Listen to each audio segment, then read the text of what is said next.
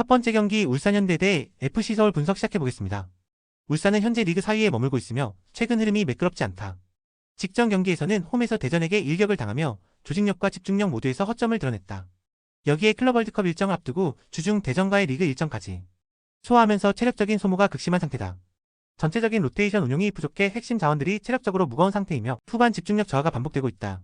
또한 오른쪽 풀백 윤종규는 지난 시즌까지 서울에서 뛰었던 선수로 김기동 감독이 윤종규의 약점을 너무 잘 알고 있다는 점은 결정적인 변수다. 서울은 리그 3위로 상위권을 유지하고 있으며 김기동 감독 체제 하에 조직력이 점차 안정되고 있다.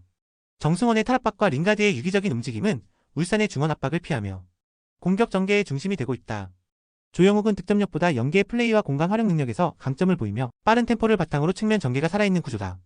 무엇보다 김기동 감독이 윤종규의 성향과 수비적 약점을 명확하게 인지하고 있어 오른쪽 측면을 집중적으로 공략할 가능성이 높다. 이로 인해 서울의 공격 기회는 윤종규 지역을 기점으로 창출될 가능성이 매우 높다. 울산은 빡빡한 일정과 직전 홈패배의 충격, 조직력 붕괴가 겹치고 있으며 윤종규 지역은 명백한 약점으로 노출돼 있다. FC 서울은 이 부분을 집요하게 파고들 전략이며 측면 압박과 볼 점유 중심 운영을 통해 우위를 점할 가능성이 크다. 지금의 경기 흐름이라면 FC 서울의 승리를 중심으로 배팅 방향을 잡는 것이 가장 합리적이다. 두 번째 경기 서울 이랜드 대 천안 시티즌 분석 시작해보겠습니다. 서울 이랜드는 김두균 감독 체제 아래 공격 템포와 전방 압박이 완성도 높은 팀이다. 아이데일과 에올레르의 좌우 측면 전개가 날카로우며 박창환이 중원에서 템포 조율과 압박 회피에 안정감을 더해준다. 4-3-3 포메이션 기반의 넓은 공격 전개는 수비 조직이 흔들리는 팀을 상대로 특히 강하며 홈에서도 득점 루트가 꾸준히 다양하게 이어지고 있다. 최근 흐름 역시 1위 자리를 굳건히 지킬 만큼 안정적이다. 천안시티는 4-4-2 포메이션을 기반으로 퉁가라와 펠리페의 전방 연계를 중심으로 공격을 전개한다. 이상준이 미드필드에서 왕성한 활동량으로 버텨주고 있지만 주전 스트라이커 문건호가 징계로 결장하면서 득점 루트가 크게 제한된다. 전방에서의 결정력 저하와 함께 수비 시 전환 속도가 늦고 실점 후 반등이 잘 이뤄지지 않는 점도 고질적인 약점이다. 특히 강팀을 상대로는 라인 간격 유지가 불안하며 측면 수비 커버도 불안정하다. 서울 이랜드는 아이데일과 에올레르 축으로 한 측면 공격이 활발하게 이어지고 있고 중원과 수비 간격도 잘 정돈되어 안정적인 운영을 보여주고 있다. 반면 천안시티는 문건호의 공백으로 인해 전방에서의 날카로움이 급감하고 수비 전환 시 커버 범위가 넓어지며 실점 위험이 크다. 양팀의 흐름과 전력 상태를 감안하면 서울 이랜드가 경기 전반을 지배할 가능성이 높다. 세 번째 경기 화성FC 대 인천 유나이티드 분석 시작해보겠습니다. 화성FC는 차두리 감독 특유의 속도감 있는 전방 전개와 측면 압박을 바탕으로 공격을 풀어나가는 팀이다.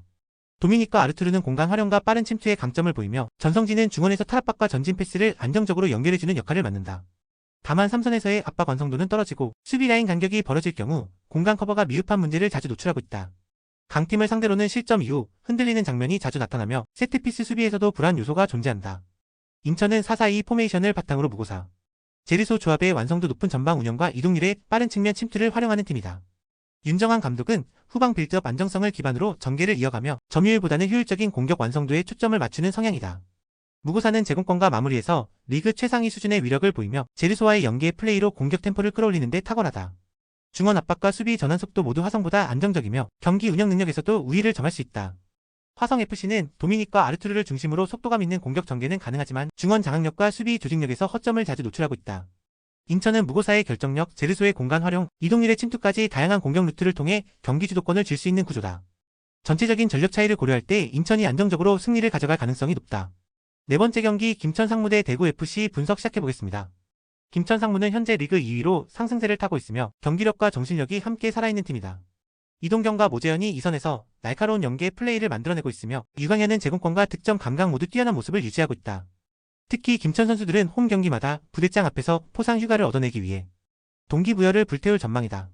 그만큼 경기 집중력과 투지, 체력적인 헌신도는 타팀과 차원이 다른 수준이다. 전술적으로는 4-4-2 포메이션에서 좌우 측면을 통한 전개가 날카롭고 중원 압박 또한 강한 편이다. 대구는 현재 7위로 중위권을 형성하고 있으나 경기 내용은 들쭉날쭉한 흐름을 보이고 있다. 직전 경기에서는 FC 서울의 정승원에게 아데바요르 세레머니를 허용하며 멘탈적으로 무너진 상태다. 중원 조합에서의 탈압박 실패가 잦고 전체적인 압박 효율도 매우 떨어진다. 공격에서는 세징야가 고군분투하지만 에드가는 이미 노쇠화가 되어버렸고 결국 세징야 중심의 단순한 공격 루트만 선보일 공산이 크다. 이러한 단조로운 전술 구조는 김천의 밀도 높은 수비 조직력을 뚫기 어렵다. 김천 상무는 전방 압박과 유기적인 측면 전개를 바탕으로 경기 내내 주도적인 흐름을 이어갈 가능성이 높다. 대구는 정신적 충격과 전술 밸런스 붕괴 속의 세징야의 단독 활약만 기대해야 하는 제한적인 상황이다. 전체적으로 김천의 승리 흐름이 더욱 뚜렷하게 예상되는 매치업이다. 다섯 번째 경기 대전 시티즌 대 전북현대 분석 시작해보겠습니다. 대전은 현재 리그 1위에 올라있으며 시즌 초반 행보가 심상치 않다. 직전 경기에서는 울산을 그것도 원정에서 잡아내며 엄청난 상승세를 보여주고 있다. 주민규는 당시 후반 교체로 출전해 체력 소모가 크지 않아 이번 경기 선발 가능성이 높으며 이는 공격 전개의 긍정적 요인이다. 정재희와 김인균의 측면 속도는 여전히 위협적이며 중원에서의 압박과 전개 속도도 매우 안정적이다. 대전의 경우 서브 멤버들이 출전해도 주전급의 활약을 보여줄 수 있는 짜임새 있는 조직력을 보유하고 있기 때문에 현재 리그 1위에 올라있을 수 있는 것이다. 전북은 리그 5위로 순위상으로는 중상위권에 위치하고 있으나 경기 내용과 전술 구조는 불안정한 흐름을 보이고 있다.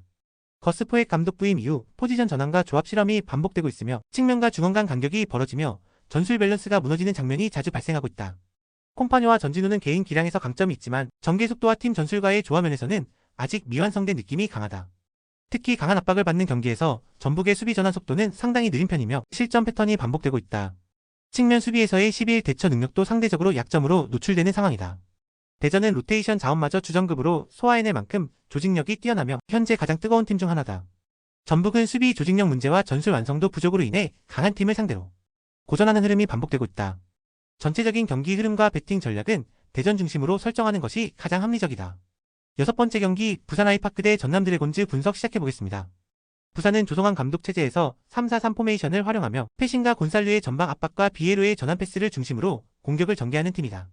그러나 핵심 플레이메이커 샤비에르가 퇴장 징계로 결장하면서 중원에서의 연결고리가 약해지고 공격 템포 역시 떨어질 가능성이 높다.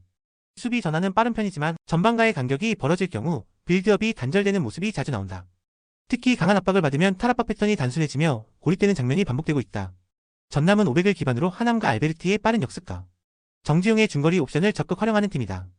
발디비아가 출전 여부가 불투명하지만 최근에는 알베르티가 전방에서 활발하게 침투하며 공백을 어느 정도 메우고 있다. 수비 조직력은 K리그의 상위권에 속하며 특히 중원에서의 압박과 커버 범위가 넓어 상대의 이선 연결을 잘 차단하는 구조다. 경기 운영면에서도 실점 억제에 집중하면서 역습 기회를 노리는 효율적인 전략을 자주 구사하고 있다. 부산은 샤비에르의 이탈로 인해 공격 전개의 핵심축이 빠진 상황이며 패싱 곤살루 조합의 연계도 고립되는 경우가 많다. 전남은 수비라인 안정성과 하남, 알베르티의 빠른 공격 전환을 바탕으로 상대의 공백을 효과적으로 공략할 수 있다. 중원 조율과 수비 완성도를 감안할 때 전남이 경기 흐름을 주도할 가능성이 높다.